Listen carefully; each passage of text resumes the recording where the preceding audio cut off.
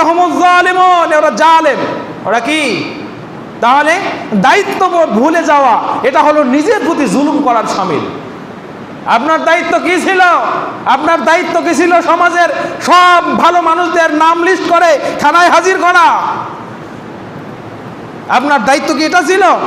নাকি নিরীহ মানুষদের, আশ্রয়হীন মানুষদের আশ্রয় করে দেওয়া, নিরীহ মানুষদের বাসস্থান এনশিওর করা, পথহারা মানুষদেরকে পথ দেখিয়ে দেওয়া, অসুস্থ মানুষদের সেবা শুশ্রূষা করা, দিশাহারা মানুষদেরকে দিশা খুঁজে দেওয়া, এটা ছিল তোমার দায়িত্ব।